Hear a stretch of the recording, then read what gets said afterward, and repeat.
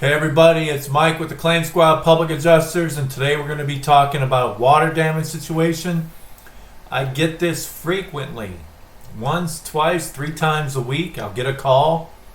They'll explain the situation, and Mike, is blank covered by insurance? And it's usually something to do with water damage, pipe break, AC leak, so on and so forth. So there are a lot of people out there that really don't know if water damage is covered by your insurance policy. Let's briefly take a look at some of the more common causes of water damage. Number one, it's a lot of things plumbing related. You have pipe breaks, water line cracks, overflow because of piping, AC leaks, your appliance, the water line to various appliances, shower pan, bathroom, pipe behind a shower wall. These are all common examples of water damage claims that I see in great numbers. So let's take a look at yes. The yes is what is covered.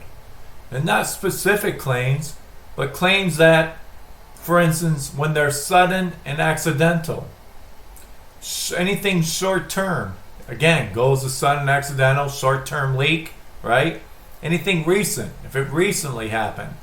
All this lingo or verbiage that I refer to is something that basically happened not too long ago. As always, please like this video, subscribe to the channel if you want to see more great videos regarding homeowners insurance claims and topics and education and tips, everything. So here's the no. This is what I see a lot of when I get calls from people here in Florida. They've had a long-term leak. They didn't know about the leak, right? So you think, all right, well, I didn't know. Let me call it into my insurance company. How long has it been going on for? I don't know. It's been going on for a while, I think. The plumber told me it looks like it's been going on for months. When you see a leak and you have substantial black mold, more than likely the insurance company is going to deny that. And remember, this is the exact language in every insurance policy. It refers to long-term leak. Repeated or constant seepage or leakage is not covered. So these are all the no's. This is the most common thing when I get calls about their claims being denied and if I can help them. It fits into these categories. As you guys know, I'm a huge proponent of, before you call the insurance company, know what you want to say. Make sure you have all your ducks lined up in a row and you're prepared for some of the questions that they're going to ask. So what you say when you file your claim is very important. When you first call your claim in, what you say matters significantly on whether there'll be coverage or no coverage. Anything that they think is going to be long-term based on what you tell them will be denied. Anything about you knowing the issue was going on for a long time will be denied. Anything about having problems previously that you knew about will be denied.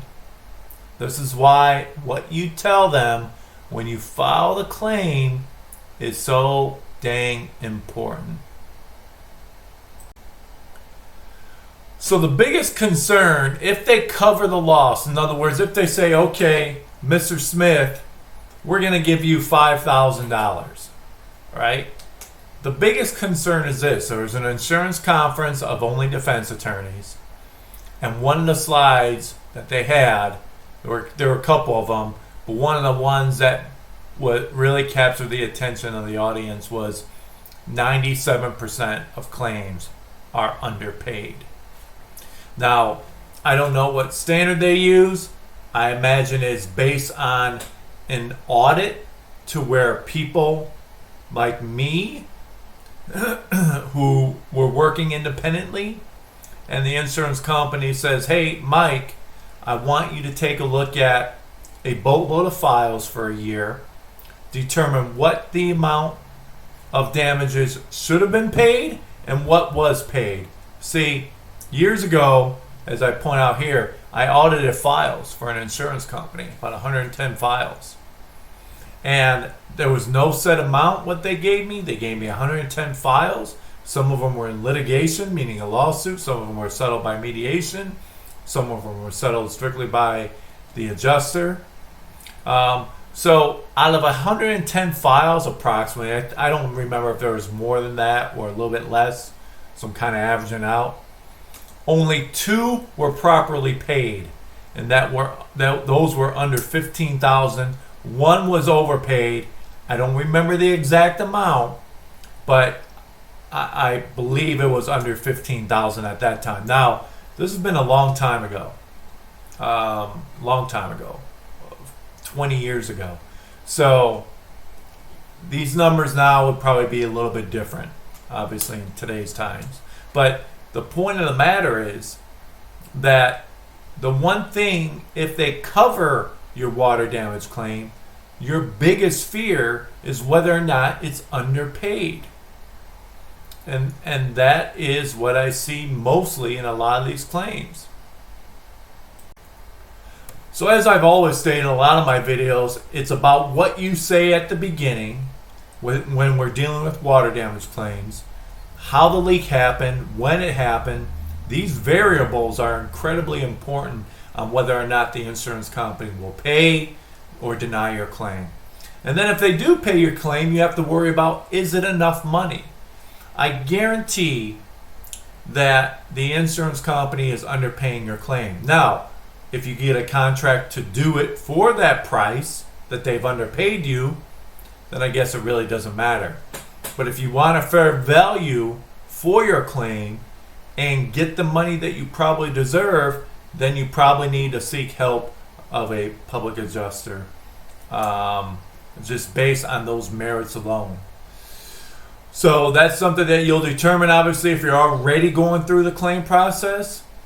But water damage claims, and specifically, again, I'm always harping on this. What you say at the beginning is so very important. So as you guys know, my name is Mike Keeler. I'm a licensed public adjuster in the state of Florida. I have a company called the Claim Squad Public Adjusters. If you need help with a claim, have a question about a claim, if you're in Florida and you want me to represent you on a claim, here's how you can get a hold of me. Thanks for watching this video. Hope you enjoyed it.